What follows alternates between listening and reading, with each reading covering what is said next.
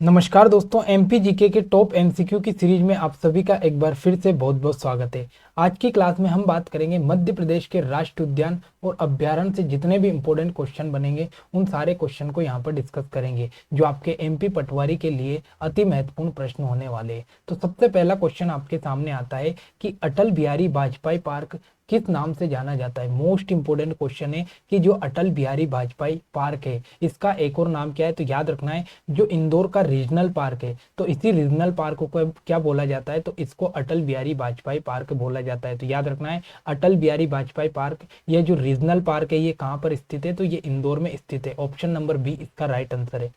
अगला क्वेश्चन है कि बगदरा अभ्यारण्य की स्थापना कब की गई। मोस्ट इंपोर्टेंट क्वेश्चन है कि जो बगदरा अभ्यारण्य है इसकी स्थापना कब की गई। तो सबसे पहली बात तो ये है कि जो बगदरा अभ्यारण्य है ये है कहाँ, तो याद रखना है ये कहाँ पर है, तो ये सीधी में स्थित है। और बात आती है कि इसकी स्थापना कब की गई, तो सन 1998 में, सॉरी 1978 में इसकी स्थापना की गई, यानी 1978 में इसकी स्थापना की गई। और बगदरा अभ्यारण्य कहाँ पर है, तो ये सीधी में स्थित है।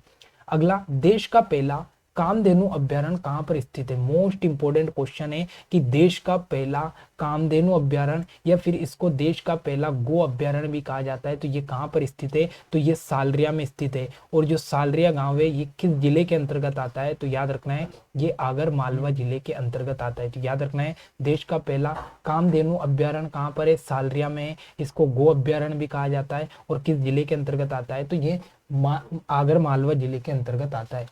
अगला क्वेश्चन है कि मध्य प्रदेश का दूसरा गो अभ्यारण्य कहाँ पर प्रस्तावित है। मोस्ट इंपोर्टेंट क्वेश्चन है कि मध्य प्रदेश का दूसरा गो अभ्यारण्य कहाँ पर प्रस्तावित है। तो याद रखना है ये है आपका बसावन मामा रीवा में। मोस्ट इंपोर्टेंट क्वेश्चन है कि मध्य प्रदेश में दूसरा गो अभ्यारण्य कहाँ पर बनाया जा रहा है, तो ये बसावन मामा में बनाया जा रहा है, जो कि किस जिले के अंतर्गत आता है, तो ये रीवा जिले के अंतर्गत आता है। मोस्ट इंपोर्टेंट क्वेश्चन यहाँ पर आपके सामने बन सकता है। अगला क्वेश्चन है कि निम्नलिखित में से कौन सा घड़ियाल केंद्र मध्य प्रदेश में नहीं है। मोस्ट इंपोर्टेंट क्वेश्चन है कि निम्नलिखित में से कौन सा घड़ियाल केंद्र है जो मध्य प्रदेश में स्थित नहीं है। तो सबसे पहले हम बात करें सोन घड़ियाल केंद्र की, तो ये कहाँ पर स्थित है, तो ये शहडोल में स्थित है। मोस्ट इंपोर्टेंट क्वेश्चन है, सोन घड़ियाल केंद्र कहाँ पर है, तो शहडोल में। अगला आता है आपका चंबल घड़ियाल केंद्र, तो ये कहाँ पर आता है, तो ये मध्य प्रदेश के मुरैना जिले के अंतर्गत आता है। कहाँ पर आता है, मुरैना में। उसके बाद आता है आपका केन घड़ियाल केंद्र, तो ये कहाँ पर है, तो ये कटनी में आता है, कटनी के अंतर्गत आता है। जबकि हम बात करें कृष्णा घड़ियाल केंद्र की, तो ये मध्य प्रदेश में स्थित नहीं है। तो ऑप्शन नंबर डी इसका राइट आंसर है।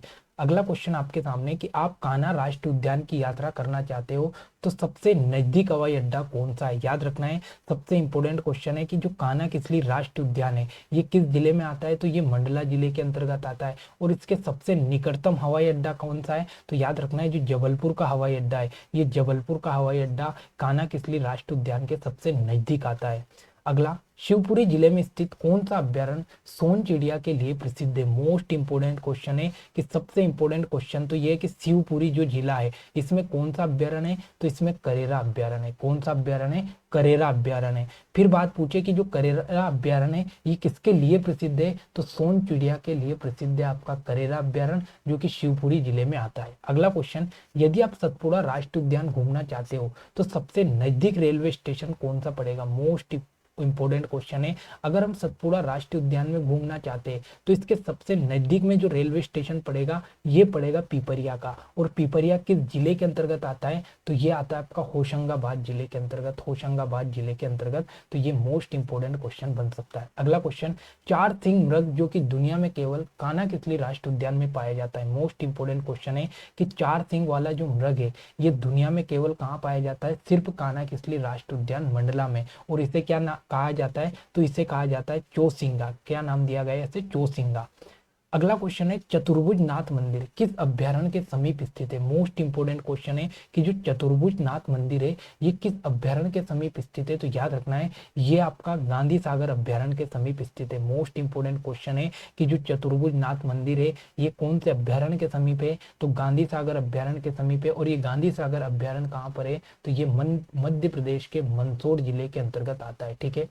अगला, मध्य प्रदेश का सबसे छोटा वन्य जीव अभ्यारण्य कौन सा है? मोस्ट इंपोर्टेंट क्वेश्चन है कि मध्य प्रदेश का सबसे छोटा अभ्यारण्य कौन सा है, तो याद रखना है वो है आपका राला मंडल अभ्यारण्य। राला मंडल अभ्यारण्य सबसे छोटा अभ्यारण्य मध्य प्रदेश का, जो कि कहां पर है, तो ये मध्य प्रदेश के इंदौर शहर में स्थित है। अगला, मेघदूत बगीचा स्थित है। मोस्ट इंपोर्टेंट क्वेश्चन है, और जो भी मेरे दोस्त इंदौर में रहकर तैयारी कर रहे हैं उनको पता ही है कि मेघदूत गार्डन कहाँ है, तो याद रखना है ये आपके इंदौर में है, जो कि विजयनगर के आसपास है। तो याद रखना है मेघदूत बगीचा इंदौर में आता है, ये मेघदूत गार्डन इसे कहा जाता है, और ये पुलिस आरक्षक 2017 में क्वेश्चन पूछा गया है। अगला क्वेश्चन कि सरदारपुर वन्य जीव अभ्यारण्य कौन से जिले में स्थित है, तो याद रखना है जो सरदारपुर वन्य जीव अभ्यारण्य है, ये सरदारपुर वन्य जीव अभ्यारण्य किस जिले में स्थित है, तो ये मध्य प्रदेश के धार जिले में स्थित है। मोस्ट इंपोर्टेंट क्वेश्चन है। फिर पूछे कि सरदारपुर वन्य जीव अभ्यारण्य क्यों फेमस है, तो यहाँ पर खरमोर पक्षी पाया जाता है। कौन सा पक्षी? खरमोर पक्षी पाया जाता है, तो उसी के लिए ये फेमस है। अगला, मध्य प्रदेश का सबसे बड़ा वन्य जीव अभ्यारण्य कौन सा है? मोस्ट इंपोर्टेंट क्वेश्चन कि मध्य प्रदेश का सबसे बड़ा अभ्यारण्य कौन सा है, तो ये आपका नौरादेई अभ्यारण्य। नौरादेई अभ्यारण्य मध्य प्रदेश का सबसे बड़ा अभ्यारण्य है, जो कि कहां पर आता है, तो ये मध्य प्रदेश के सागर जिले के अंतर्गत आता है। अगला क्वेश्चन है संजय राष्ट्रीय उद्यान मध्य प्रदेश और किस राज्य में आता है? मोस्ट इंपोर्टेंट क्वेश्चन है कि जो संजय राष्ट्रीय उद्यान है ये मध्य प्रदेश और छत्तीसगढ़ की सीमा में आता है। मोस्ट इंपोर्टेंट क्वेश्चन है कि संजय राष्ट्रीय उद्यान मध्य प्रदेश और छत्तीसगढ़ की सीमा के अंतर्गत आता है। अति महत्वपूर्ण क्वेश्चन है, कई बार एग्जाम में पूछा गया है। अगला क्वेश्चन, निम्नलिखित में से कौन सा राष्ट्रीय उद्यान मध्य प्रदेश में नहीं है? मोस्ट इंपोर्टेंट क्वेश्चन है। तो आप पहला ही जो ऑप्शन देखोगे इसका नाम है बनेरघट्टा राष्ट्रीय उद्यान। तो जो बनेरघट्टा राष्ट्रीय उद्यान है ये कहां पर आता है, तो ये कर्नाटक के अंतर्गत आता है। कहां पर आता है, तो कर्नाटक के अंतर्गत आता है। तो जो बनेरघट्टा राष्ट्रीय उद्यान है कर्नाटक में। बात करें वन विहार राष्ट्रीय उद्यान की, तो मध्य प्रदेश के भोपाल में। बांधवगढ़ राष्ट्रीय उद्यान उमरिया में। कान्हा किसली राष्ट्रीय उद्यान मंडला में। लेकिन जो बनेरघट्टा है ये मध्य प्रदेश के अंतर्गत नहीं आता है, तो ऑप्शन नंबर ए इसका राइट आंसर है। अगला क्वेश्चन, दुर्गावती वन्य जीव अभ्यारण्य किस जिले में स्थित है? मोस्ट इंपोर्टेंट क्वेश्चन है कि जो दुर्गावती वन्य जीव अभ्यारण्य है ये मध्य प्रदेश के कौन से जिले में है, तो ये दमोह जिले के अंतर्गत आता है। मोस्ट इंपोर्टेंट क्वेश्चन है। अगला, भारत में सबसे पुराने वन पाए जाते हैं। मोस्ट इंपोर्टेंट क्वेश्चन है, तो याद रखना है जो भारत के सबसे पुराने वन है ये मध्य प्रदेश के बोरी अभ्यारण्य में पाए जाते हैं। मोस्ट इंपोर्टेंट क्वेश्चन है कि बोरी अभ्यारण्य जो है यहाँ पर मध्य प्रदेश के सबसे पुराने वन पाए जाते हैं। अगला, कन्हैया दा जलप्रपात, क्या नाम है जलप्रपात का? कन्हैया दा जलप्रपात किस राष्ट्रीय उद्यान में देखने को मिलता है? तो याद रखना है ये जो संजय डोबरी राष्ट्रीय उद्यान है, इस संजय डोबरी राष्ट्रीय उद्यान में एक जलप्रपात है जिसका नाम है कन्हैया दा जलप्रपात। अगला, निम्नलिखित में से क्षेत्रफल में मध्य प्रदेश का कौन सा राष्ट्रीय उद्यान सबसे बड़ा है? मोस्ट इंपोर्टेंट क्वेश्चन है, याद रखना है जो मध्य प्रदेश का सतपुड़ा राष्ट्रीय उद्यान है, ये सतपुड़ा राष्ट्रीय उद्यान क्षेत्रफल की दृष्टि से सबसे बड़ा राष्ट्रीय उद्यान है। वैसे तो यहाँ पर क्वेश्चन थोड़ा सा घुमा फिरा के पूछा, लेकिन पिछली बार जब एग्जाम में क्वेश्चन पूछा गया था तो इसका आंसर यही बताया गया। लेकिन हमें सिर्फ ये याद रखना है कि मध्य प्रदेश का सबसे बड़ा राष्ट्रीय उद्यान कौन सा है, तो वो है आपका कान्हा किसली राष्ट्रीय उद्यान। तो मैं यहाँ पर इस ऑप्शन को गलत मानता हूँ। आपसे क्वेश्चन पूछेगा कि मध्य प्रदेश का सबसे बड़ा राष्ट्रीय उद्यान कौन सा है, कान्हा किसली राष्ट्रीय उद्यान है। सबसे पहला राष्ट्रीय उद्यान कौन सा है, तो वो भी कान्हा किसली राष्ट्रीय उद्यान है। और प्रोजेक्ट टाइगर में शामिल सबसे पहला राष्ट्रीय उद्यान कौन सा है, तो वो भी कान्हा किसली राष्ट्रीय उद्यान है। हमें ये याद रखना है। लेकिन एग्जाम में ये क्वेश्चन ऐसे पूछा गया था और इसका आंसर यही बताया गया था, तो मैंने उसी हिसाब से आपका यहाँ पर ऑप्शन सेट किया था और ये आपको याद रखना है।